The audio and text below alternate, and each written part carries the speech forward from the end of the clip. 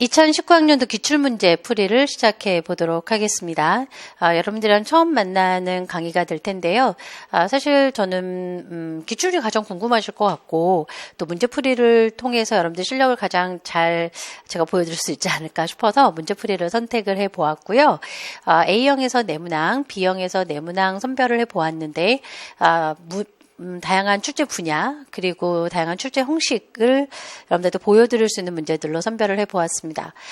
이번 문제가 식물생리학에서 출제가 되었지요.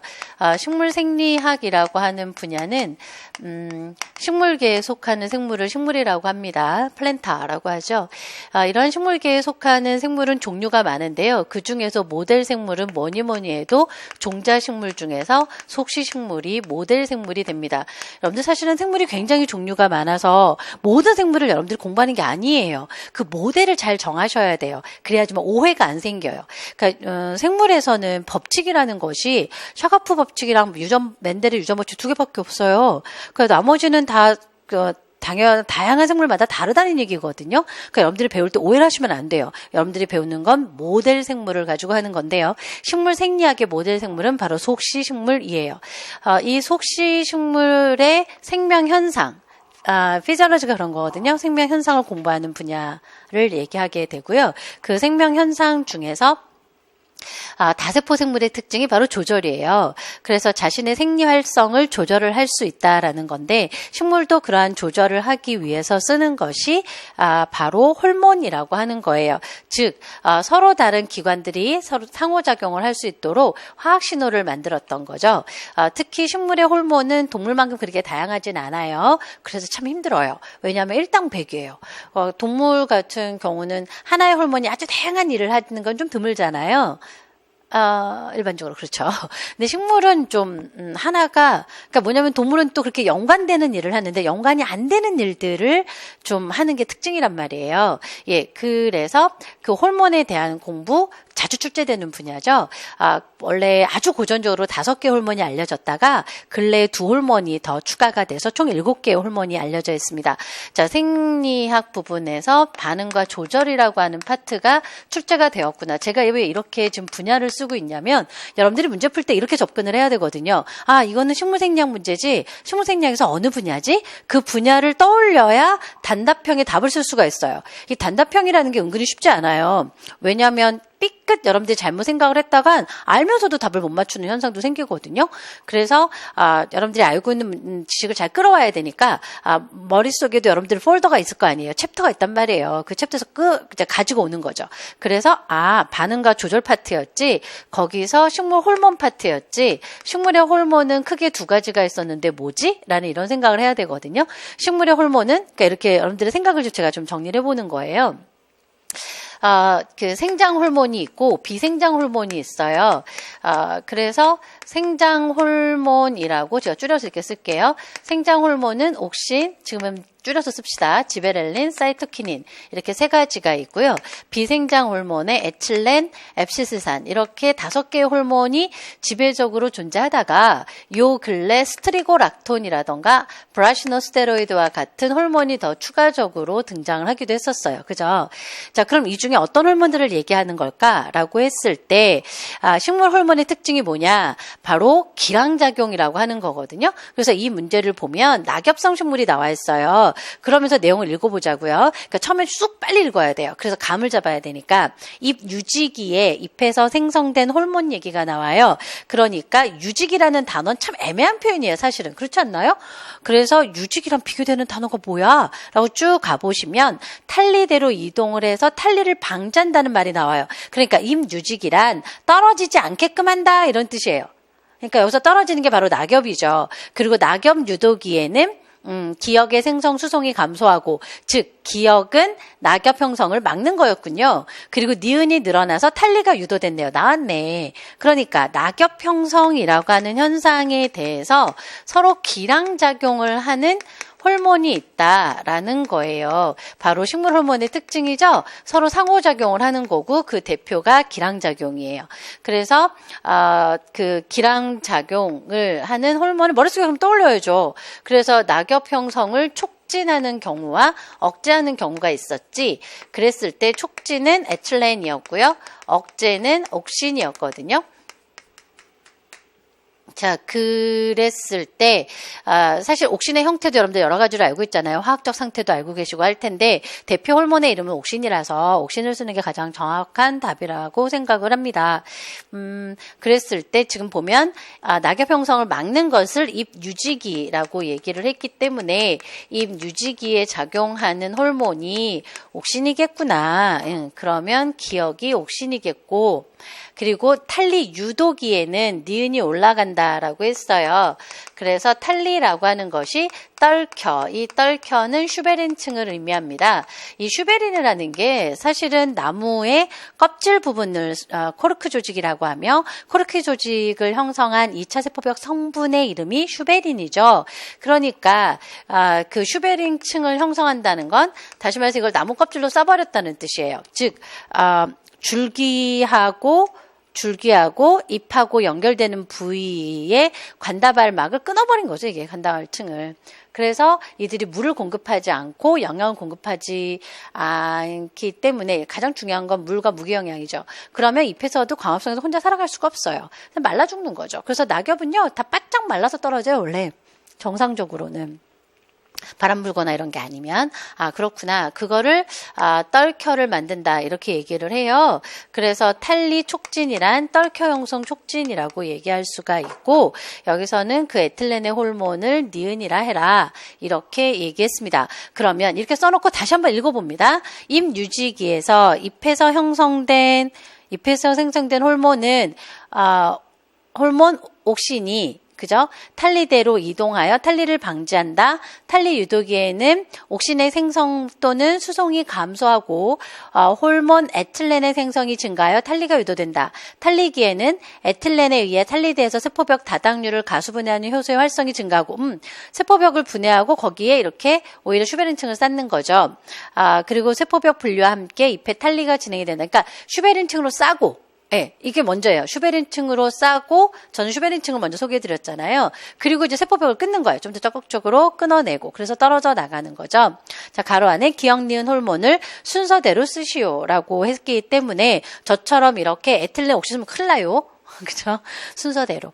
그래서 안전한 거는 기억, 옥신, 니은, 에틸렌 이렇게 쓰셔야죠. 원래 단답형이 자칫하면 다 해놓고 순서 잘못 쓰거나 이렇게 해서 틀리는 게 제일 억울한 거예요. 저는 여러분들이 이제 저랑 같이 시험을 보려면 조금 시간이 걸리겠지만 미리 말씀을 드리자면, 사실 우리는 시험이 못 보니까 시험이라고 하는 건 아주 희한한 문제를 여러분들이 맞춰야 된다고 생각을 하시지만 저는 좀 생각이 달라요. 일단 안 틀려야 돼요. 중요한 기본적인 문제들을 안 틀리는 것이 가장 기본 자세라고 생각을 합니다. 실수 안 하는 거, 그쵸? 그게 제일 중요해요. 자, 그러면 이제 3번으로 넘어가 볼까요?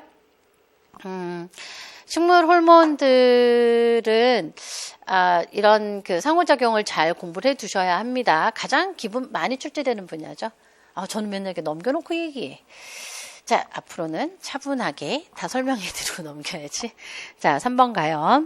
3번 문제를 가져온 이유는 요즘에는 분자 유전학적 기술이 워낙 시험 문제 많이 나오잖아요. 그리고 PCR도 수능도 많이 나오는 주제여서 한번 살펴봐야죠.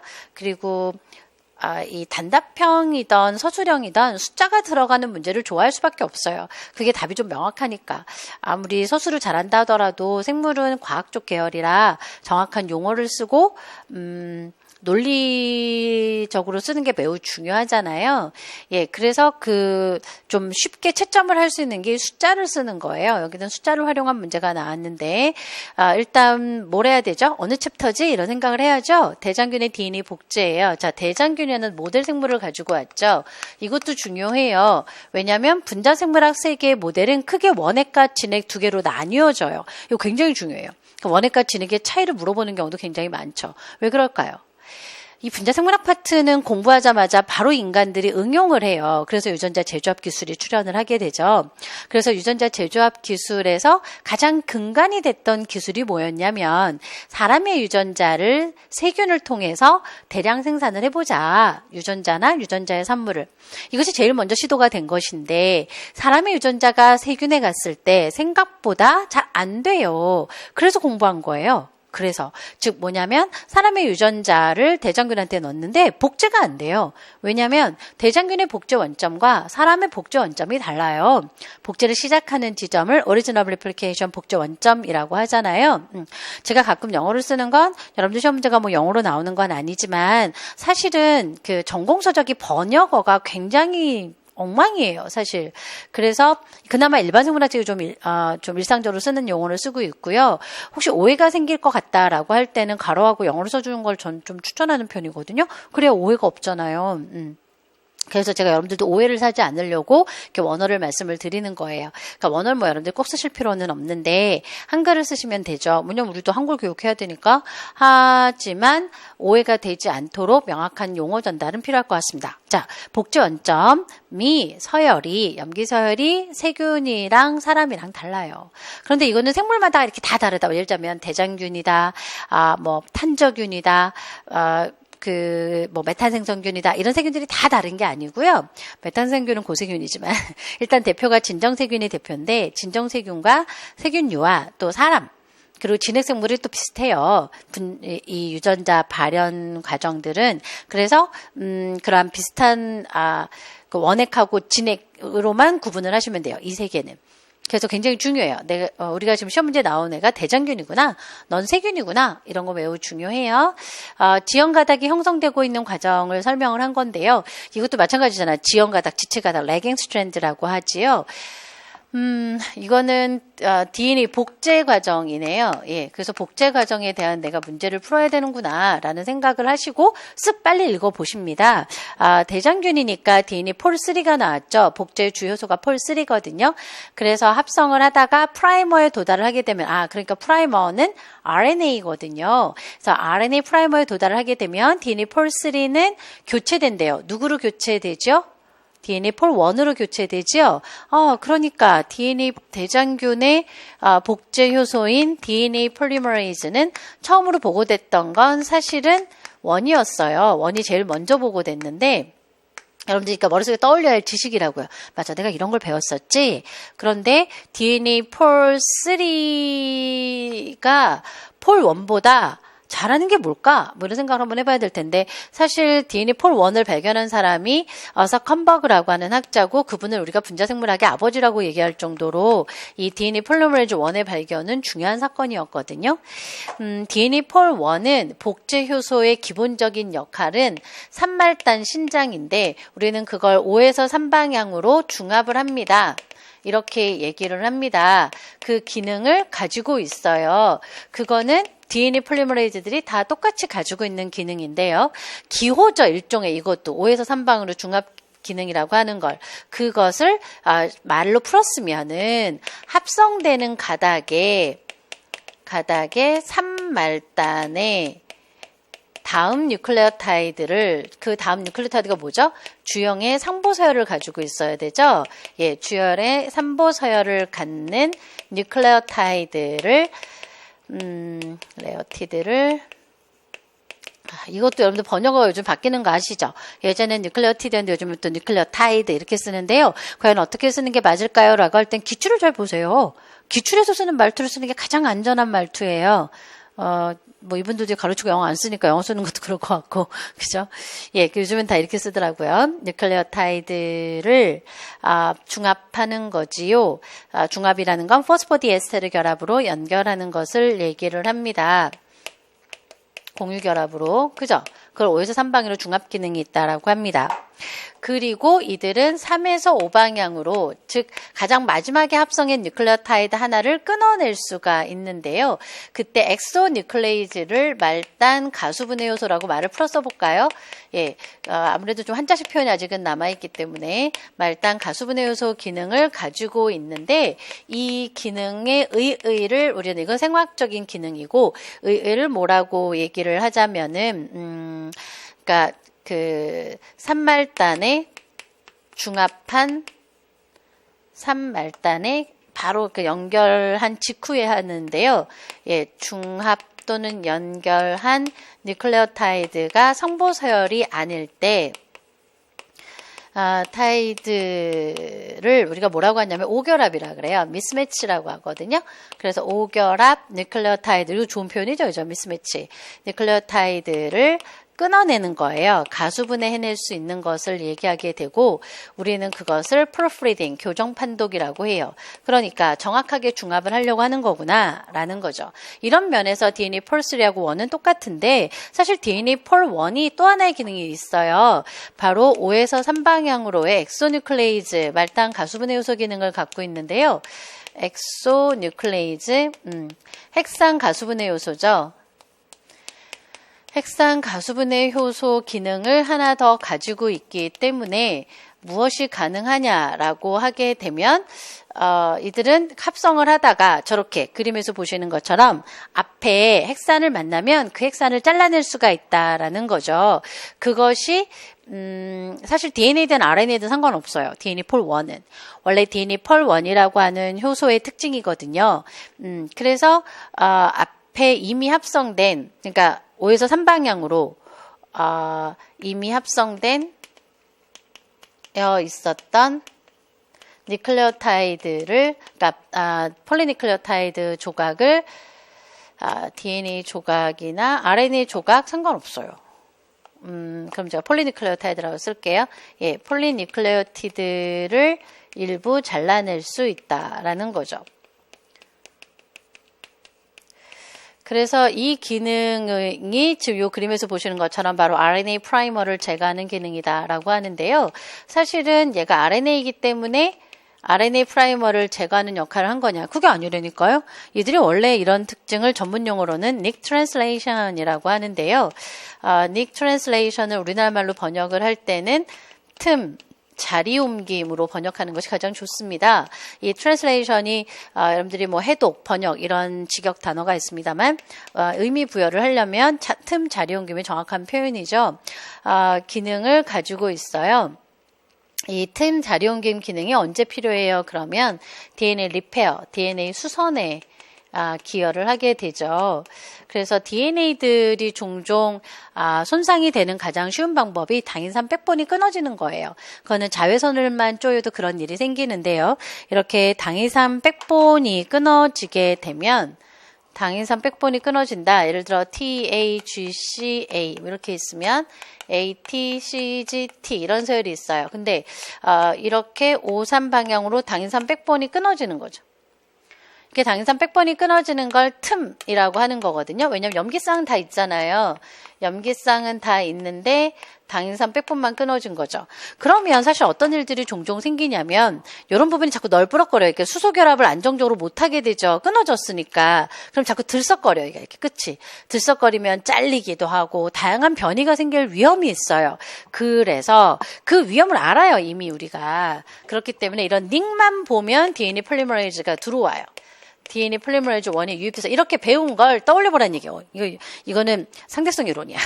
한 5초 안에 샥 이런 얘기들이 지나가는 거예요. 여러분들 머릿속에. 맞아. DNA 폴 1이 저런 역할을 했었지. 예, 그래서 DNA 폴 1이 유입이 되면 아예 자기가 알아서 잘라요. 여기 이렇게 잘라버리는 거고. 그러니까 RNA니까 자른 거예요? 아니라니까요. DNA도 잘라요. 이들은. 예, 왜냐하면 리페어라는 시스템에 관여할 땐 그랬단 말이에요.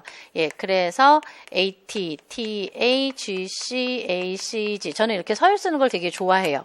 왜냐하면 아니면 여러분들 맨날 다 짝대기로만 생각하더라고요. 예, 그래서 5방향에서 앞쪽을 자르잖아요. 그 자른 다음에 어떻게 하게요? 자기가 합성을 해요, 자기가. 얘도 DNA 중합효소잖아요. 그래서 어느 정도 합성하다가 떨어져 나가게 되어 있어요.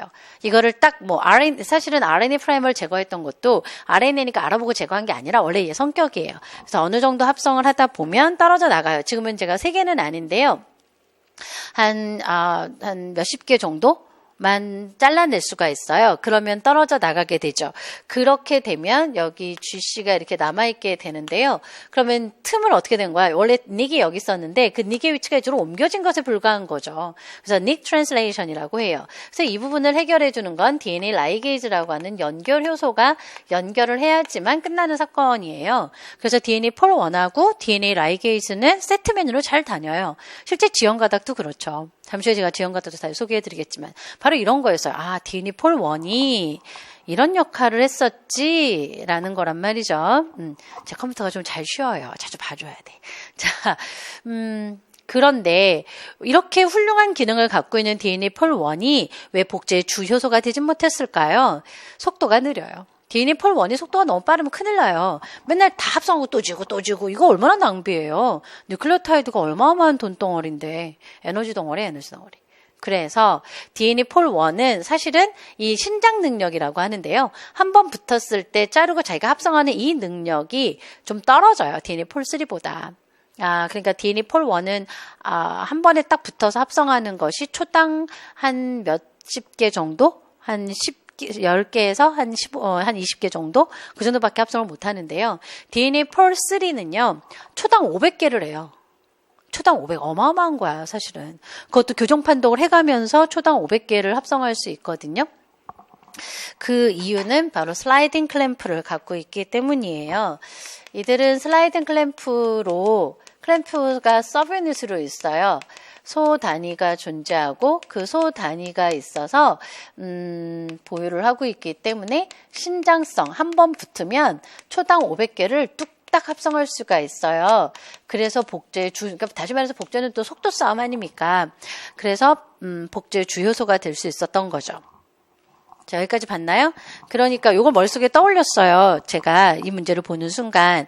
그래서 맞아. DNA 폴 3가 합성을 하다가 DNA 폴 3. 자, 그럼 이제 요 과정을 풀어가 볼까요? 이 문제를 풀 때는 그림을 좀 가져와야 되겠죠. 그래서 주형 가닥이 있고요. 아래가 3이고 5부터 해서 합성 가닥이 있었어요. 지금 DNA 폴 3가 얼만큼 합성을 했냐면 50 뉴클레오타이드만큼 합성을 했고요. 50 염기 쌍을 만든 거죠. 그리고 잠시 후에 100개를 더 했어요. 100개를 더 만들었어요. 예, 그래서 총 150개를 만든 거죠. 총 150개를 만들면 요 앞에 뭘 만나냐면 RNA 프라이머를 만나게 돼요. 근데 이게 RNA여서가 아니라 이들은 이제 이렇게 되면 다 연결이 된 거잖아요. 얘는 10개짜리고 예, 그리고 그 뒤에 40개짜리가 또 있게 되는데 여기선 크기 지시가 있으니까 즉 RNA 프라이머를 봤을 때 DNA 폴 3가 떨어져 나간 것은 DNA 폴 3는 이렇게 앞에 핵산이 있으면 더 이상 뭘 할 수가 없어요. 염기쌍은 다 했잖아. 다 만들었잖아요. 지금 여기까지 150개를 만들면 염기쌍은 모두 다 만든 거예요. 여기까지 있고 여기 합쳐서 50개 있으니까. 그러면 DNA 폴 3는 분리된단 말이죠. 그런데 이렇게 합성을 하고 보니까 이게 뭐죠? 틈이죠. 틈.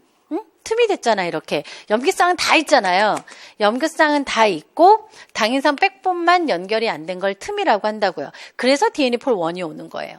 그래서 DNA 폴 1이 들어오게 되면 DNA 폴 1은 무슨 일을 한다고요? 여기서부터 여기까지 150개를 만들었는데 DNA 폴 1이 들어오면 여기를 자기가 만들어요. 여기까지. 그래서 원래는 사실 저는 이 문제가 좀 마음에 안 들어서 가져온 것 중에 하나예요.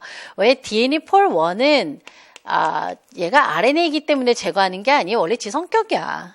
그래서 딱 이렇게 10개만 하고 떨어져 나가는 애는 사실은 아니에요. 근데 이 문제에서는 의도를 생각해 봐요. 문제 의도라고 하는 것이 RNA 프라이머를 제거하는 능력을 가지고 있는 것이 DNA 폴리머레이즈 1이 복제해서 하는 역할입니다. 이걸 문제로 내고 싶은 거 아니에요? 그러니까 문제 의도를 파악을 하셔야죠. 그렇다면 얘는 10개 합성하고 떨어져 나가는 게 맞는 거죠.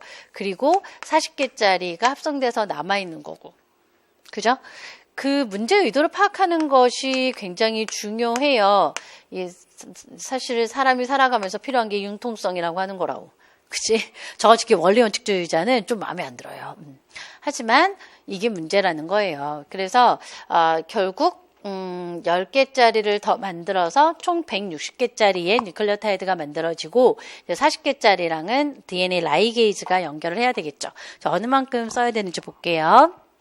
그래서 그 도달을 했대요. 프라이머에 도달하면 DNA 폴 3는 기억으로 교체된대요. 기억이 DNA 폴 1이 되겠습니다. 그죠? 그리고 기억에 의해 프라이머가 제거되면서 DNA 가닥이 합성이 되면 총 몇 개짜리의 뉴클레오타이드 크기하고 2개, 니은디귿 2개가 생긴다. 즉 160개짜리하고 니은은 160이죠. 예, 그리고 디귿에 안 보이시겠다. 이 색깔이 저한테만 잘 보이더라고요. 디귿에 40개짜리 그리고 니은에 160개짜리 여기 또 10개는 오해하지 마시고가 만들어진다 이런 얘기지요. 그래서 DNA 라이게이즈가 그렇죠. DNA 라이게이즈가 연결하면 총 160하고 40이니까 200개가 완성이 된다. 가로 안에 기억에 해당이 되는 내용과 니은 디귿에 해당하는 숫자를 쓰시오. 그러니까 기억이 DNA 폴리머리즈 1을 쓰시면 되고요. 그리고 니은 디귿은 숫자를 쓰면 됩니다. 그 다음에 나머지는 없죠? 예, 그러니까요. 그래서 프라이머를 제거하는 역할 살펴봤습니다. 이것이 복제의 지연 가닥이죠. 복제는 시험 문제 많이 나올 수밖에 없어요. 왜냐하면 복제가 응용된 기술이 바로 PCR이라는 기술이에요. PCR로 못하는 일 없을 상황이잖아요, 요즘에. 그래서 매우 좋아하는 주제예요. 제가 아까 말씀드렸던 게 PCR이 요즘 수능에도 대세다라는 얘기를 해드렸던 건데, 그래서 복제 과정은 좀 이해를 하실 필요가 있고 또 사실 분자생물학 파트가 전반적으로 그래요. 사실 챕터로 일반 생물학 챕터를 기준으로 말씀드리자면 5챕터밖에 안 되고요. 또 분자생물학 여러분들 전공서를 배워보신 분들도 생물 전공을 하면 배웠을 거고 또 교육학을 하면 또 좀 그러니까 이제 그 생물 교육학과냐 생물학과냐에 따라서 또 배우는 내용이 조금씩 다를 수 있겠습니다만 이 분자생물학이라고 하는 책을 이제 따로 배우신다라고 했을 때에도, 그 분자생물학이라고 하는 파트는, 뭐 독립되어 있으니까 챕터가 되게 많을 것 같지만 사실 그렇지 않아요. 사실 전체 생물학 분야를 이렇게 보면은. 근데 이 파트는, 뭐랄까, 외울 건 좀 적을 줄 몰라도 반드시 이해를 하셔야 돼요. 왜냐면 여기는 추론 문제가 나오거든요. 그러니까 추측을 해도 되거든요. 이 세계는. 사실 생리학 세계는 추측이 아직은 어려워요. 모든 것들이 다 이렇게 법칙화되지 않았기 때문에 법칙을 사람이 왜 배우냐면요. 과학을 하는 이유는 법칙을 발견해서 예측을 하기 위해서고 예측을 하게 되면 인간사의 불안한 점을 좀 줄일 수 있었던 거 아닌가요? 그래서 사람이 과학을 하는 거죠.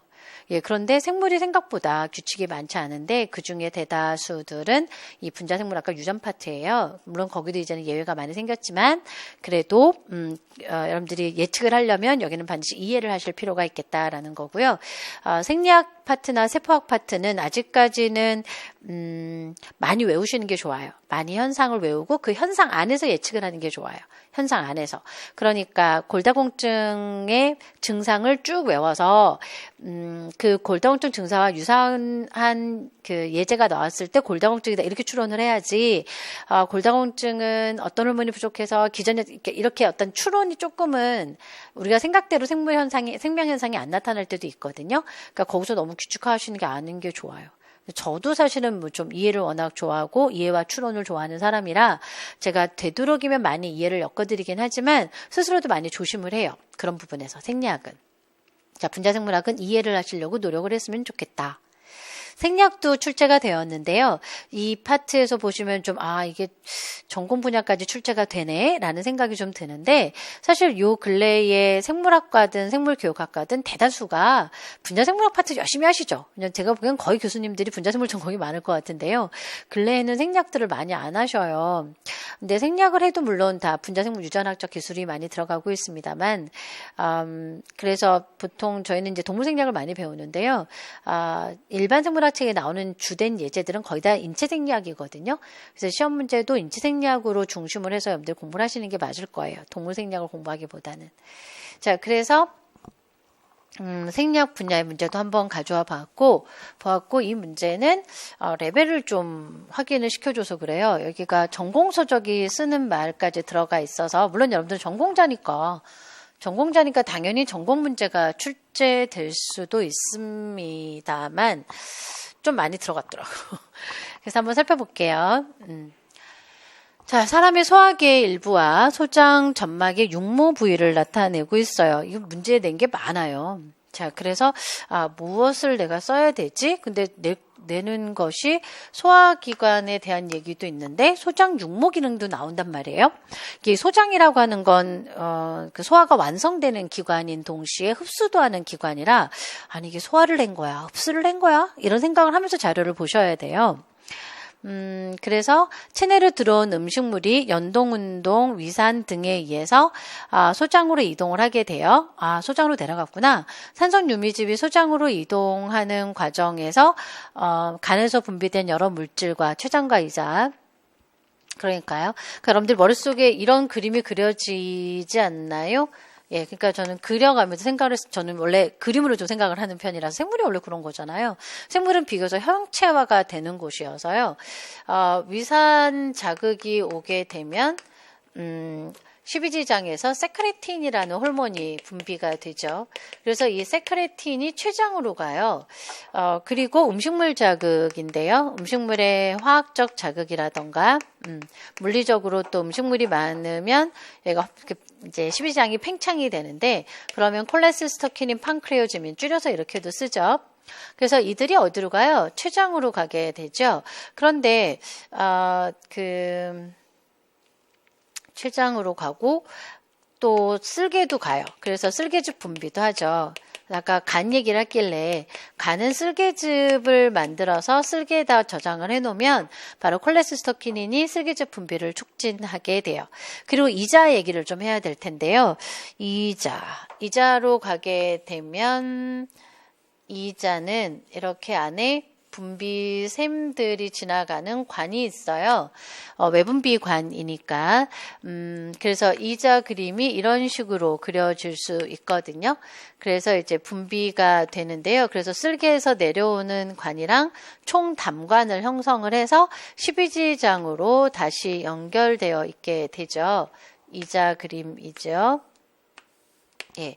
그래서 이자 또는 췌장, 판크레아스라고 하죠. 한자로 췌장이라고 하고요. 그리고 여기서 이제 연결되니까 쓸개가 있고 간이 이거보다 더 크긴 한데 참고로 이 정도만 그려볼게요. 그런데 그 콜레시스토킨이랑 세크레틴이랑 머릿속에 떠올리는 거예요. 뭐 아까 분비된다고 했으니까.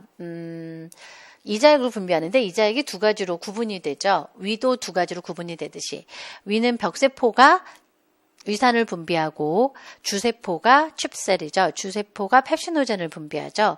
그것처럼 이자도 그런데요. 이자를 가보면 관상세포라고 합니다. 덕트셀이라고 하는데요. 이 관상세포가 관세포 또는 관상세포 그러니까 전문 단어가 전공 단어가 나오면 전 좀 더 걱정이라고요. 왜냐하면 번역어가 정말 엉망이거든. 그러니까 엉망이라면 죄송합니다. 통일이 안 된다고 통일이. 그래서 여러분들 힘들다고. 그러니까 그래서 관상세포가 있고 요거는 아시나라고 하는데요. 저 오해가 없게 이건 덕트셀이고요. 그래서 포도 모양에서 포도상 세포라고 하는데 아시나가 페포처럼 생겼다, 포도처럼 생겼다. 그래서 이렇게 아시나라고 해요. 예, 그래서 뭐 판크레아틱 아시니 이렇게 니는 이제 복수인데, 그래서 아시나셀이 있지요.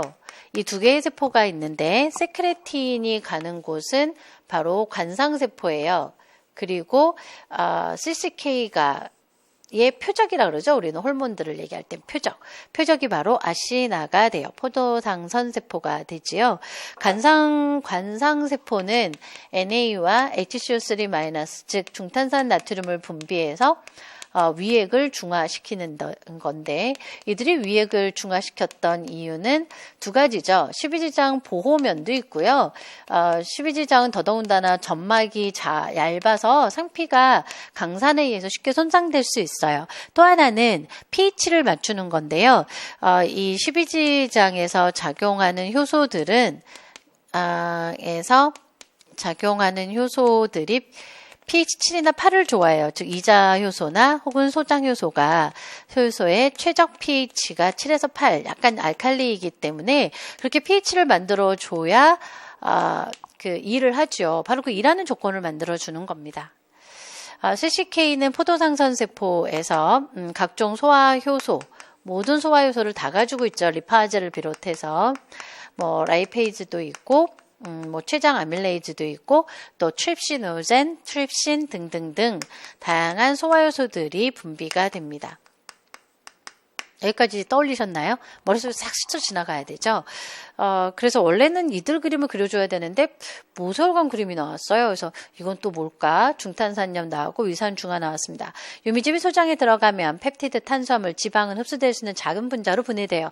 그렇죠. 가수분해되죠. 특히 지방이 워낙 그 라이페이즈가 췌장에서 나오는 어떤 면에서 뭐 또 다른 소화기관에서 잘 안 나오니까 가장 대표 요소라고 볼 수 있는데요. 소화된 영양분은 대부분 소장의 육모를 통해 흡수된 후 혈류를 통해 몸 전체로 퍼진다. 흡수 얘기하고 싶은 거구나 라는 거죠. 자, 소장은 육모를 만들고 있고 이 육모라고 하는 것이 표면적을 확대하는 겁니다.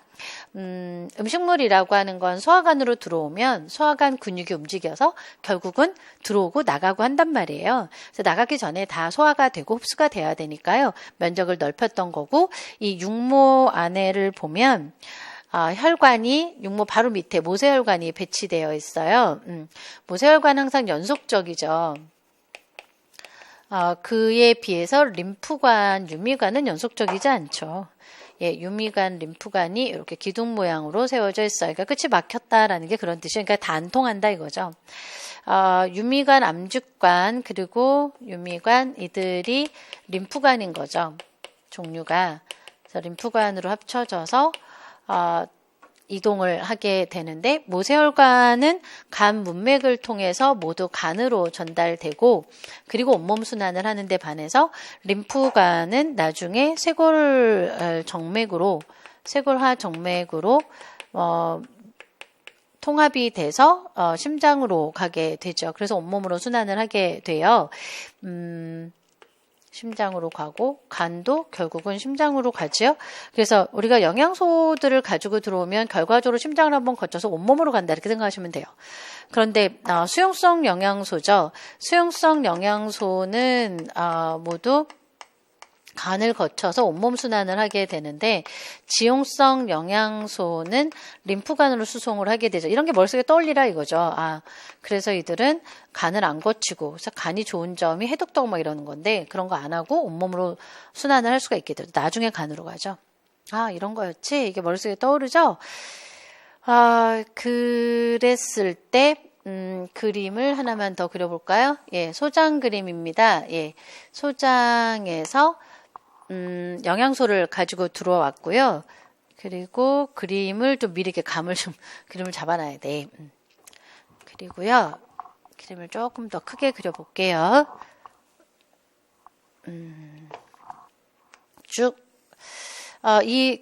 소장으로 나가게 되면 위쪽에 림프관이 있는데요. 림프관은 이렇게 관이 겹쳐 있어요. 림프관이. 그리고 모세혈관이 있는데 모세혈관은 겹쳐 있지 않는 것이 특징이에요. 한 쌍의 상피로 구성이 되어 있죠. 그래서 바깥쪽에 뭐가 있어야 되냐면 반드시 기저층이라고 해서 기저층, 기저막, 콜라겐층이에요. 콜라겐층으로 쌓여져 있죠. 약간 콜라겐층 이렇게 그물망처럼 묘사를 해요. 요런 거 잘 좀 기억을 해 두실 필요가 있어요. 그래서 림프관이랑 모세혈관하고의 구조적 차이가 있어요. 바로 기저층이 있느냐 없느냐의 차이죠. 누가 더 크다, 얘가 더 크다 그런 게 아니에요. 예. 그래서 기저층, 기저막이라고 하는 콜라겐층이 감싸고 있느냐 없느냐의 차이. 여기까지 돼요. 자, 그러면 요 다음에 뭘 해야 되죠? 다음은 이건 서술형의 문제거든요. 예, 그래서 기억세포의 이름을 제시하래요. 기억세포가 뭐였더라? 그러니까요. 이건 세포였으니까 앞에 뭐였지? 이 분비물 중 췌장의 세포에서 라는 말이 있었어요. 분비물이 뭔데요? 그 뭐 이자, 간에서 분비된 여러 물질과 혼합이 되어 그 분비물 중 췌장의 기억세포에서 다량 분비되는 중탄산이온 나왔어요. 중탄산이온. 중탄산이온을 분비하는 걸 찾으라고요. 그러면 그 세포 이름을 쓰라라고 하면 관상세포죠. 덕트셀이죠. 관상세포, 췌장에. 그러니까 전공까지 가야 이 말이 나오는데. 그래서 뭐 전공 나와요. 여러분들 전공자니까.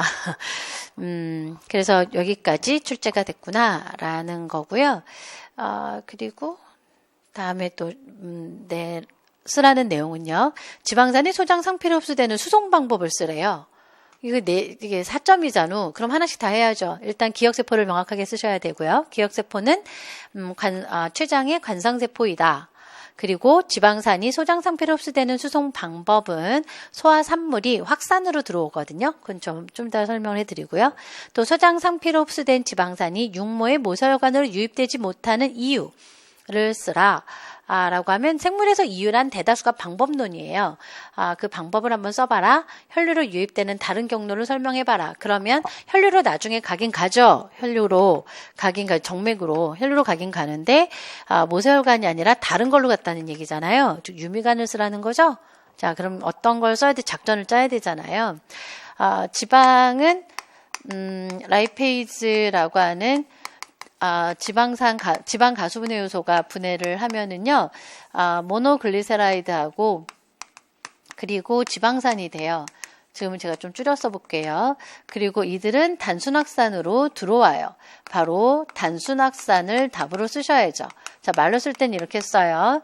지방이 췌장의 소화효소인 라이페이즈에 의해서 가수분해가 되면 모노글리세라이드와 지방산이 되는데, 이들은 뭐죠? 이들은 소수성 분자거든요. 비극성이죠. 물론 약간은 양침매이긴 하지만 지질성 세포막을 확산할 정도로 소수성이죠. 그래서 단순 확산으로 들어온다. 그러니까 저 같으면 꼭 이유를 하나씩 써요. 그러니까 문장 하나하나에 다 육하원칙이 들어가는 게 좋잖아요. 그래서 이유를 써주는 거죠. 이들이 이렇게 단순 확산을 할 수 있는 것은 작고 양침매성 분자인데 지질막을 통과할 만큼 소수성인 특징도 갖고 있기 때문이다. 자, 이들이 들어온 다음에 사실 제가 이게 지방산을 옆에다 쓴 이유는요. 지방산은 그냥 단순 확산으로 뻑 뚫고 여기도 다 뚫고 그렇지 않나요? 다 세포막은 다 지질막의 기본이에요. 그러면 다 뚫고 여기까지 갈 수 있어요. 모세혈관까지. 사실은. 지방산은. 근데 이걸 낸 것 같지는 않단 말이지, 이 문제가.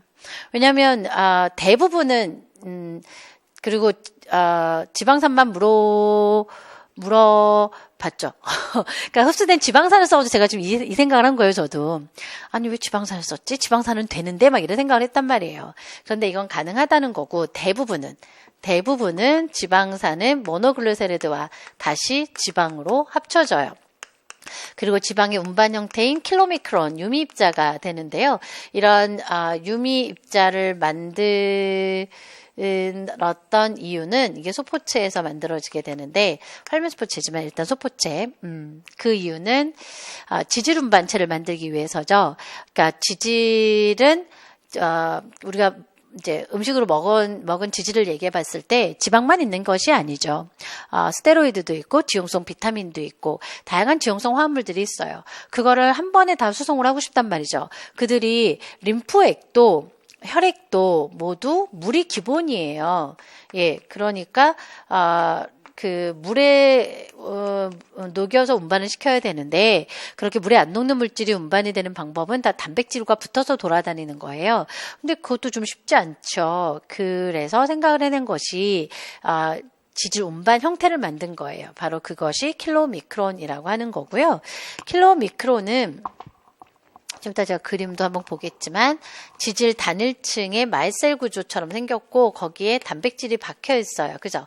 그래서 그런 킬로미크론의 형태를 만들었는데 이 킬로미크론은 단일막이에요. 단일막이어서 이렇게 이중막인 소포체가 운반 소낭을 만들어야 돼. 그 운반 소낭이 융합해서 빠져나와요. 이렇게 해서 빠져나온 얘는 기저층을 통과할 정도의 크기는 아니에요. 그래서 기저층을 통과하지 못했던 거고, 여기는 어떻게 하냐면 이렇게 여기 밀고 들어갈 수 있죠. 이렇게 기저층이 없으니까. 그래서 유미관으로 이동할 수 있는 거예요. 그래서 킬로미크론은 림프관을 타고 다른 지용성 영양소랑 지방이랑 같이 운반될 수 있는 거죠. 자, 그럼 정리해서 써볼까요? 그러니까 저거요, 그냥 기억은 뭐다 이렇게 딱 쓰시면 되는 거고, 수송 방법까지는 소개를 해드렸죠. 소장 상피로 말을 한번 써볼까요? 저 주관식도 답안지 다 쓸 수 있어요. 말로 하면서도 그죠? 소장 상피 조직 상피 세포 죄송합니다. 상피 세포 내로 확산된 지방산과 지방산은 이 지방산이 제목이었잖아. 그럼 지방산을 써야죠. 지방산은 모노글리세라이드와 다시 글리세리드와 탈수 결합을 해서 중합돼요. 탈수 결합. 예, 그 탈수 결합하여 지방이 되고, 이렇게 지방이 된 후 다른 지용성 스테로이드나 이드 등을 포함한 다시요. 그래서 다른이 뒤로 가야죠. 그러니까 글자는 자꾸 쓰다 보면 여러분들이 느는데요. 글이라고 하는 건 저는 좀 예제 하나씩 쓰는 걸 좋아하고요. 잘 보시면 아시겠지만, 그리고 중간식은 습관이라 생각하기 때문에 이렇게 제가 지금 답안지를 즉석에서 쓰잖아요. 여러분들도 자꾸 그런 쓰는 버릇을 갖는 게 좋다고 생각을 해요. 왜냐하면 글 쓰는 건 습관이에요. 머릿속에 있는데 내가 그냥 머릿속에 있으니까 가면 쓸 수 있을 거야. 아니죠. 그것도 빨리 정확하게 써야 된단 말이에요. 그래서 이건 평상시 연습이 좀 필요하단 말이죠. 자, 그래서 탈수 결합하여 지방이 된 후 스테로이드와 같은, 저는 이렇게 하나씩 이렇게 넣어서 약간 자랑을 좀 해요. 지식 자랑을. 같은 다른 지용성 영양소들과, 비타민도 마찬가지거든요. 영양소를 포함한 운반 형태, 바로 킬로미크론을 형성하게 되죠. 크론에 포함됩니다. 그래서 킬로미크론은 이렇게 킬로미크론 또는 유미입자라고도 하거든요. 킬로미크론 유미입자는 지질 단백질로서 다양한 식이성 지질을 운반할 수 있는 형태죠. 얘는 소장 상피에서 분비된다고 해야 되죠. 세포에서 분비되어 세포 외 배출이죠. 엑소사이토시스, 왜냐하면 워낙 덩치가 좀 커가지고요. 예, 그래서 세포 외 배출 작용으로 분비되면 왜 못 들어가는지 얘기를 해야 되잖아. 모세혈관에 기저층을 통과하지 못해요. 그냥 모세혈관의 기저층이 그물망 구조라 그거보단 좀 덩치가 크거든요. 을 확산하지 못해서, 통과 못해서. 예를 들자면 포도당 같은 경우는 포도당은 수송체를 통해서 들어오죠. 예를 들자면 여러분들 그죠? 그래서 포도당은 이렇게 와봐. GLC 약자로 이렇게 많이들 쓰죠. 포도당은 소듐이랑 같이 들어와요. 소듐이랑 같이 들어온 이후에 포도당은 또 촉진확산체라고 하는 수송 단백질을 거치죠. 이거는 소듐 글루코즈 수송체고요. 2차 능동송이죠. 자, 이렇게 나온 포도당은 어떻게 갈까요? 포도당은 기저체를 뚫고 요 소공 사이로 들어가요. 막을 뚫고 들어가는 게 아니라, 막은 수용성은 잘 통과가 안 되잖아요. 근데 이 소공으로 들어갈 수 있는데 기저층을 당연히 통과되거든요. 포도당이. 이거는 포도당 촉진확산체입니다. 예. 제가 뭐냐면 비교 대상이 있어야지 여러분들 감이 오지 않겠습니까? 저는 생물에서 비교 대상 쓰는 걸 아주 좋아합니다. 왜냐하면 그것이 여러분들이 알고 있는 지식을 명확하게 살려줄 수가 있어요. 그래서 포도당이나 아미노산이나 이런 수용성 영양소, 수용성 비타민들은 다 기저층을 통과하고 소공을 통과해서 그 모세혈관 안으로 들어갈 수 있거든요. 그런데 킬로미크론의 구조가 어떻게 생겼어요? 단일막층, 인지질 단일층으로 둘러싸여져 있고 가장 밀도가 낮아서 덩치가 굉장히 커요. 지질 운반체 중에선 가장 밀도가 낮지요. 이 안에 중성지방, 콜레스테롤, 다양한 지질을, 식이성 지질을 포함을 하고 있고 단백질 봐. 이게 단백질이야. 지질 단백질. 아포, 리포, 프로테인, B48이라고 하는 지질 단백질과 아포 지질 단백질, 리포 프로테인, 이란 단백질까지 있으니 이게 얼마나 덩치가 크겠어요. 그러니까 기저층을 통과하지 못하는 거죠. 그래서 못함 유미관으로 이동을 하게 되고 이동해서 순환계를 통하게 되면 결국은 이제 나중에는 순환계 혈관으로 유입이 되죠. 으로 연결되고 혈액 내 순환도 하게 돼요. 그래서 간으로 가요. 그러다가 간으로 들어가게 되죠. 거기까지 쓰면 우리 다 썼을까요? 다 썼는지 한번 검토해 볼게요. 저렇게 문장을 자꾸 쓰는 버릇이 필요한데, 저는 못한다. 제가 이렇게도 쓰는데, 오늘은 못함 이랬네요. 이렇게 자꾸 쓰는 버릇을 갖는 게 좋다고요. 지방산이 소장 상피세포로 수성 흡수되는 과정 제시했죠. 단순확산 얘기해드렸죠. 또 지방산이 육모의 모서혈관을 유입되지 못하는 이유는 기저층을 통과하지 못할 정도로 덩치가 커서 그렇다라는 얘기 해드렸죠. 또 혈류로 유입되는 다른 경로는 유미관을 타고 이동을 하다가 유미관 여기까지 쓰면 좋겠죠. 그 유미관은 세균화 정맥으로 합쳐져서 나중에 심장을 통해 순환계를 거쳐 온몸으로 공급이 되는데요. 보통 수용체 매개 내포작용으로 세포 내로 들어가기 때문에 아포 B48이라고 하는 수송체 아포 B48에 대한 수용체가 있는 간에서 주로 흡수를 하게 되죠. 와, 어마어마한 내용이 나왔네. 그죠? 그래도 이렇게 정리해 버릇하면 여러분들 금방 써요. 저처럼. 습관이 되는 게 좋아요. 주관식은. 평상시에도 항상 여러분들이 해설지를 쓰는 버릇을 가져보세요. 저는 늘 해설지를 쓰라고 하거든요. 그러니까 문제풀이 할 때도 꼭 그래요. 그러니까 이렇게 여러분들 왜 아까 단답형 이런 거 단답형 문제 풀 때도요. 그 서술형으로 그러니까 한 줄씩 해설 붙이라 그래요. 그런 버릇이 되다 보면 주관식을 쓸 수 있어요. 그러니까 뭐 이쪽에서 아주 뭐 거창한 논리를 요구하는 게 아니라고요. A라고 생각한다? 왜냐하면 B이기 때문이다. 딱 요거 있으면 되거든요. 그리고 전공 용어를 많이 써서 지식 자랑을 좀 해주는 게 좋아요. 그죠? 그러니까 제가 킬로미크론 쓸 때도 거기다가 뭐 그 스테로이드도 들어가 식이성 지질을 포함해 이런 말들을 최대한 쓰잖아요. 그런 게 요령일 것 같습니다. 예, 10번이요. 이 10번 문제는 이제 세포학 파트예요. 그래서 그 10번 문제에서 세포는 어떤 분야가 나왔지? 이런 생각을 하셔야 될 텐데요. 세포 구조, 그리고 세포막과 물질 수송, 그리고 세포의 신호 수용, 그리고 이렇게 또 물질 대사 이런 것들도 있잖아요. 그런데 여기 지금 세포 사멸이 나왔거든요. 그렇구나. 이건 세포 사멸의 문제지. 이렇게 자기 문제를 보면서 여러분들이 알고 있는 지식이 떠올라야 돼요. 그런 연습이 굉장히 중요해요. 임용고시가 가장 힘든 점은 문항수가 너무 적다는 거죠. 여러분들 공부할 분야는 굉장히 많고 그래서 공부할 분야를 잘 저장을 해놔야 되는데 저장을 해놓는 것뿐만 아니라 잘 끄집어내서 활용할 수 있어야 되는데요. 문제를 풀 때마다 자꾸 자기가 자신의 정리된 내용을 꺼내오는 연습, 회상을 하는 연습이 사실은 많은 걸 암기할 때는 가장 중요한 방법이라고 생각을 해요. 좋은 방법이고 그래서 지금 여기서도 내가 지금 세포 사멸이야? 세포 사멸을 뭘 알고 있지? 이런 생각을 떠올려 보셔야 되는데 사실 고맙게도 세포 사멸은 딱 3가지 주제밖에 안 배우세요. 그 대표가 죽음의 양상이죠. 죽음의 양상은 네이크로시스라고 하는 세포 괴사와 제가 영어 쓰는 건 그냥 오해 없을 단어로 쓰는 거예요. 오해 없이. 그지? 왜냐하면 이게 서양 학문을 배운 거잖아요. 우리나라가 다 해야 돼. 그죠? 그러다 보니까 용어에 오해가 없어야 돼서 제가 지금 영어를 한번 써보게 되고요. 예정세포사, 여러분들 뭐 세포 자살 이런 단어도 많이 알고 계실 텐데 사실 프로그램 셀 데스라는 말이 제일 좋은 표현이고요. 또는 에이파라시스라고 해서 우리나라 번역을 해서 아포토시스 이렇게 쓰기도 하는데 읽을 때 에이파라시스가 피가 묵음이에요 또.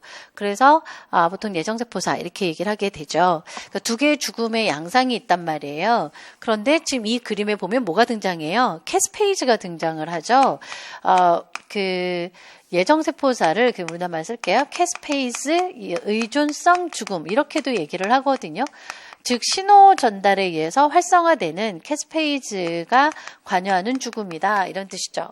세포 괴사는 그에 비해서 물리화학적 자극이라던가 또는 에너지 고갈, 자극 또는 에너지 고갈로 인해 생체 에너지 ATP 같은 그런 에너지 고갈로 세포가 사멸을 하는 경우를 얘기를 해요. 그래서 세포가 팍 터져 죽거든요.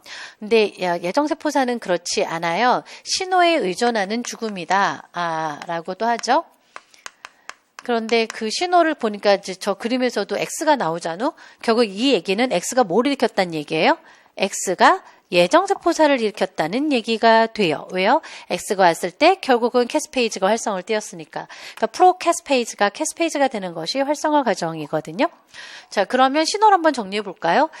신호는 외부 신호가 있고 내부 신호가 있거든요. 지금 저기에 나온 자료는 바로 내부 신호를 얘기하게 되죠. 외부 신호는 파스 라이겐드가 아주 그러니까 파스가 유명했죠. 파스가 수용체 이름이에요. 죽음을 받아들이는 수용체, 파스가 알려져 있고 그 파스에 붙는 물질을 파스 리간드라고 하니까요. 파스 리간드가 파스에 와서 결합을 하게 되면 프로 캐스페이즈가 캐스페이즈로 활성을 띠게 되고 그 캐스페이즈는 8번이죠. 캐스페이즈가 8번으로 활성을 띠면 또 연쇄적으로 캐스페이즈 활성화 과정이 일어나게 되는데 이렇게 활성화 과정이 진행이 되는 이유는 이렇게 세포 내 신호 전달이 여러 단계로 거칠수록 신호가 증폭되는 효과가 있죠. 바로 그 증폭 효과를 보기 위해서 그죠?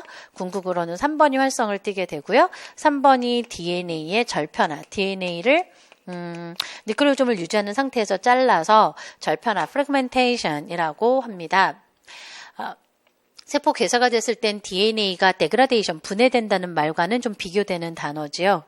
그리고 내부 신호가 있을 수 있는데요. 그 내부 신호는 마이토콘드리아에 있는 저 자료에서도 문제에서도 제시되고 있었습니다만 외막과 내막 사이에 있는 단백질, 즉 이 단백질이 사이토크롬 C죠. 그래서 사이토크롬 C 라는 단백질이 빠져나오게 되면 APAF1과 결합을 해서 이제 거대한 중합체를 형성을 하게 되고 APAF1 이거를 에이파라좀이라고 해요.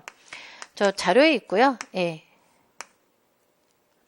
토좀 에이팝타좀을 형성을 하면 사실 이 에이팝타좀이 뭐냐면 APAF1이랑 프로캐스페이즈 9번이랑 결합이 되어 있는 그 복합체를 얘기하는 거고요. 그러면 프로캐스페이즈가 엠말단이 잘리면서 절단으로 프로테올라이시스로 활성화가 되죠. 그래서 캐스페이즈가 되고요. 이런 캐스페이즈가 또 연쇄적으로 신호 전달을 거치다 보면 결과적으로 이들도 그러니까 캐스페이즈 3 같은 경우를 활성화시킬 수가 있게 되고 여러 단계를 좀 거쳐서 그러면 궁극으로는 이제 또 DNA 절편화 같은 그러한 예정세포사가 일어날 수 있는 거죠. 머릿속에 있으면 좋겠죠, 그죠? 그러니까 여러분들 이미 있잖아요. 자꾸 떠올려야 돼요. 맞아, 내가 이런 걸 배웠었지. 그래서 일단 기억은 채울 수 있겠구나. 기억은 사이토크롬 C구나. 이런 거 채울 수 있죠, 그죠? 그 다음에 니은이 에이파라좀에 의해서 활성화된 캐스페이즈 9은 니은은 기억. 다른 캐스페이즈의 활성을 통해 세포 사멸을 일으킨다라고 했어요. 캐스페이즈 기억 에이파라좀을 형성을 하게 되고 는 에이파라좀에 의해 활성화된 다른 캐스페이즈 활성을 통해서 활성을 띈다. 그러니까요. 니은은 뭐지? 그러니까 저도 용어가 솔직히 지금 제가 써놓은 거 봤잖아요. 뒤에 걸 읽어야 되는군요. 뭐 하고 싶은 거죠? 기억은 물질이잖아요. 그러니까 기억은 사이토크롬 C를 쓰면 돼요. 그래서 기억은 딱 뭔지 다가오는데 니은이 안 나오는 거야. 그래서 니은을 뒤에 빨리 읽어야죠, 문제를. 이런 거구나. 니은은 세포 사멸 방식을 쓰라고. 그러니까요. 그러니까 니은은 요런 세포 사멸, 에이파라좀에 활성화된 캐스페이즈 9이 일으키는 세포 사멸, 거기까지 밑줄이 쫙 있었겠군요. 밑줄을 제가 뺐군요. 밑줄이 있었어요. 문제를 좀 제가 봤어요. 자, 그래서 그 니은과 같은 세포 사멸 방식을 뭐라고 하느냐? 예정세포사죠. 예정세포사를 쓰라고 하는 거구나 라는 거고요. 이로 인해 일어날 수 있는 특징적 세포 형태, 즉 예정세포사의 특징적 형태를 써봐라 라고 얘기를 하게 되면 크게 딱 두 개예요. 여기서 보시는 것처럼 DNA의 프래그멘테이션, 절편화라고 하는 것이 사실은 에이파라시스에서 아주 중요한 특징이거든요. 근데 저도 이거 쓰려고 했는데요. 잘 읽어보세요. 그러니까 이 주관식의 어려운 점은 객관식은요, 여러분들 고르면 되죠. 그죠? 그러니까 여러분들의 생각이 중요한 게 아니라 객관식에서 나오는 말 중에서 가장 답에 가까운 걸 고르시면 되는데 이 주관식은 그렇지가 않아요. 단답형도 쉽지 않아요. 정확한 말을 써줘야 되니까 거기에 필요한 말을 채점하는 사람만 좋아. 그죠? 자, 그래서 뭐지? 3일 방식 쓰라는 건 알겠는데 이로 인해 일어날 수 있는 특징적 세포 형태 변화예요. 세포의 형태. DNA 절편화는 세포 형태로 보기엔 좀 어렵잖아요. 그죠? 저도 절편화 쓰고 싶거든요. 그런데 형태 변화를 쓰라. 그럼 또 하나가 있죠. 예정세포사의 대표적인 특징이 두 가지예요. 그 하나가 DNA 절편화, 또 하나가 에이파라틱 바디, 자살소체 형성이에요. 그런데 이 자살소체라고 하는 것이 막이 조그맣게 떨어져 나오는 거거든요. 그래서 세포 괴사는 세포가 용해가 돼요. 그러니까 셀 라이시스라 그래서요. 세포가 터져 죽는 거거든요. 그래서 세포가 이렇게 부풀어서 빵! 안에 있는 내용물이 막 쏟아져 나오면서 그림으로 보자면 이렇게 그려요. 그런데 자살소체는 뭐냐면 세포에서 작은 주머니성 구조가 떨어져 나오는 거고 그 떨어진 거 안에 절편화된 DNA가 조금씩 들어가 있거든요. 이런 경우를 에이파라틱 바디 자살소체라고 하고 원래 에이파라시스가 작은 주머니가 떨어져 나온다. 그래서 falling off. 그래서 에이파라시스라는 이름의 기원을 갖고 있잖아요.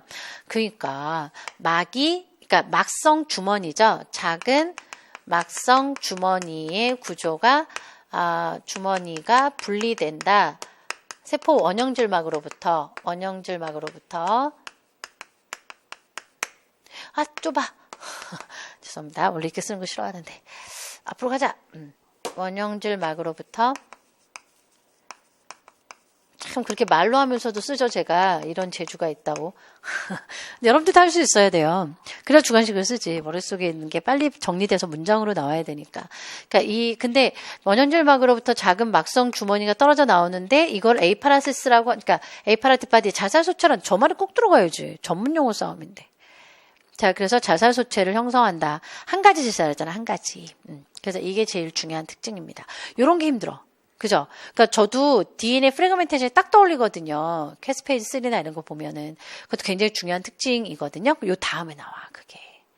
그러니까요. 잘 나눠서 쓸 수 있어야 돼요. 뒤에 있더라고. X에 의해 사멸이 일어나고 있는. 그렇기 때문에 여기는 에이파라틱 바디를 써야 되고 여기는 DNA 나왔네, DNA. DNA를 계일 정경도에서 나타나는 밴드 특징을 써라. 요게 DNA 프래그멘테이션이에요. 봐봐요. 예정세포사는 대표가 두 가지라고 했죠. 특징이. 그 특징을 모두 시험 문제 낸 거죠. DNA 절편화를 예고 싶었던 겁니다. 이쪽으로 갑니다. 예정세포사의 특징은 예정세포사 결과 에이파라틱 자살소체가 형성이 나오고 자살소체가 형성이 되고 DNA 절편화가 발생을 하게 되는데 이 DNA 절편화라고 하는 것이 뭐라고요? 뉴클레오좀은 유지된다니까요. DNA 응축은 유지되면서 구조가 유지되면 된 상태에서 DNA가 절단이 되는 거예요. 그러다 보니까 DNA가 무작위적으로 모든 크기의 형태로 나오는 것이 아니라 절단되어 DNA 크기가 일정 크기만큼이 절편화되는 특징이 있는데요. 그래서 확률적으로 절단이 되어도 뉴클레오좀이 둘러싼 뉴클레오좀에 포함된 DNA 단위가 약 200 베이스 페어거든요. 예, 200 베이스 페어 크기 간격으로 절단이 되니까 크기 사이가 절단돼요. 근데 이게 확률적으로 절단이 되죠. 또 무작위적이잖아요. 여기서 무작위적이란 말이 더 좋은 말이겠죠. 예, 무작위적으로 절단됨으로 이거의 배수 형태가 생기게 돼요. 저 이거 말로 되게 잘 쓰죠. 거봐요. 말을 자꾸 쓸 줄 알아야 돼요. 물론 가장 중요한 건 레더 패턴이라고 하는 사다리 패턴이 나오면 돼요. 그 말을 써야 되는데 그걸 제가 좀 말로 풀어 쓰고 있는 거죠. 예, 무작위적으로 절단되다 보니까 무작위적으로 절단 자기 칭찬하고 막혔어 지금. 그죠? 예, 그러니까 글은 마무리를 해야 되거든. 무작위적으로 절단돼요. 배수 200 베이스 페어의 베어 크기의 배수로 DNA 절편이 조각이 형성이 돼요. 그래서 이들이 겔 전기운동을 하게 되면요. 겔 전기운동은 DNA를 분자량에 맞춰서 분리정제가 되는 거죠. 그래서 분자량이 작을수록 멀리 이동을 하게 되잖아요. 그래서 절 전기운동 결과 이 배수 크기를 갖는 DNA 조각이 전기운동이 되다 보니 분리되어 분자량 순으로 분리되어 그래서 사다리 패턴이 보여요. 사다리 양상이 보인다. 이게 중요해요. 레더 패턴이라고 하거든요. 실제 겔 전기운동은 그 젤이라고 하는 그물망을 써서 물질을 이동시키는 현상이며 수용성 물질을 분리를 하죠. 전극을 꽂아줍니다.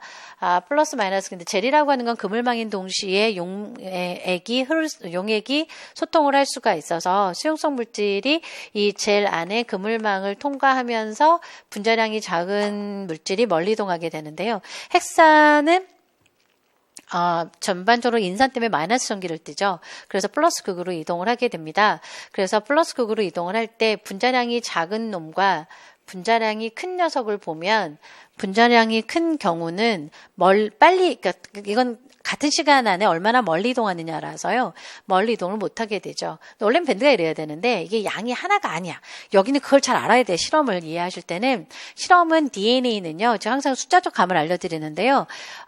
여러분들이 이렇게 한 사다리나 이런 전기운동을 할 때 이 안에 DNA가 10에 보통 10에 10승계 정도는 있어야 여러분들이 전기운동에서 볼 수가 있어요. 10에 10승계. 하나가 아니야. 10에 10승계가 쌓이다 보면 이 외를 채우게 되죠. 이게 외리라고 하는 거죠. 구멍을 파서 집어넣기 때문에. 그래서 이 안에 숫자가 굉장히 많은 거예요. 하나가 아니에요. 절대. 그래서 분자량이 작은 경우가 멀리 이동을 했죠. 근데 여기는 이제 이게 사다리 패턴으로 나오니까 200, 그다음에 400, 그죠? 600, 800, 뭐 이런 식으로 나오는데요. 200, 400, 600, 800, 1000 이렇게. 그래서 사다리 패턴이다라고 얘기를 하는 거고 전기운동 할 때는 특징이요. 이동을 할 때 아래로 갈수록 같은 크기의 간격이 일종의 가속도가 붙는다 생각하시면 돼. 그래서 더 멀리 이동을 해요. 같은 크기라도. 그러니까 얘가 200밖에 차이가 안 나잖아. 근데 더 멀리 이동한다고. 그 차이가. 그래서 이러한 그림으로 그리자면 그냥 뭐 사다리 패턴이 됩니다만 그림으로 그리자면 요 간격도 같은 200이지만 좀 멀리 떨어지는 게 특징이죠. 이러한 겔 전기운동은 밴드 패턴은 에이파라시스를 증명하는 아주 좋은 예제 중에 하나였습니다. 저는 이거를 석사 논문으로 썼던 후배가 있었는데 그러니까 저희 때 이게 막 나왔던 경우예요. 그래서 에이파라시스가 네이크로시스랑 다르다는 걸 증명하기 위해서 이렇게 실험을 해야 되는데 이 당시만 하더라도 세포학을 전공했던 친구들이 DNA 분리정제를 할 줄 몰랐거든요. 그래서 이제 분자생물학 연구실 저희 실험실에 와서 DNA 분리정제를 배우고 했던 기억이 나요. 그 친구가 갑자기 전 근데 이 그림을 볼 때마다 그 친구가 기억이 나서 이제는 뭐 거의 다 분자 유전학적 기술이란 생물의 모든 분야에 활용이 되고 있는 기술이 되고 있습니다만 그래서 제가 좀 더 이해도가 좀 넓어지고 있긴 하죠. 제가 분자 전공이니까. 근데 그 당시만 하더라도 세포를 전공한 친구들은 주로 단백질 연구를 많이 했었죠. 저는 또 학사 졸업하고 나서 한 8년간, 학사 졸업하고 한 1년간은 또 연구실에 있었는데, 그때는 단백질 실험을 저도 많이 했었는데요. 세포학 연구했던 분들은 주로 단백질을, 그리고 분자생물 전공자가 DNA를 다루기 시작을 했는데, 이제는 분자유전학적 기술은, 전반적으로 활용이 되고 있습니다. 그러니까 보는 관점이 다 분자 유전학적 기술이 활용이 되고 있다라는 거죠. 어떤 분야든 진화든 분류든 모든 분야의 DNA 작업, DNA 분리정제나 비교나 염기설 분석이 기본이 되고 있죠. 자, 이렇게 해서 A 파트의 네 문제를 풀었습니다. 우와, 네 문제만 해도 시간이 이렇게 들어가요? 제가 설명하려고 들어오면 이래요. 왜냐하면 자꾸 공부를 하셔야죠. 그래서 저는 제 수업 시간을 잘 활용하시면 좋겠다는 생각을 늘 하거든요. 공부할 시간도 여러분들이 또 부족하기도 하지만 저도 일단 제한된 시간이 있다 보니 많은 걸 전달하는 것도 필요하지만 이 시간에 여러분들이 모든 걸 알아갖고 가고 나머지 시간을 충분히 여러분들이 또 자율학습을 할 수 있는 시간으로 갖는 게 필요하다고 생각을 하거든요. 그래서 수업 시간에 이렇게 다 그 기본 지식부터 심화 지식까지 이렇게 정리를 시켜드리는 편이에요. 그래서 한번 이렇게 쑥 수업을 들으면 다 공부가 될 수 있게. 그래서 이렇게 설명이 좀 길었다고. 자, 이렇게 해서 한번 살펴봤습니다. 잠시 후에 B형 들어가 볼게요.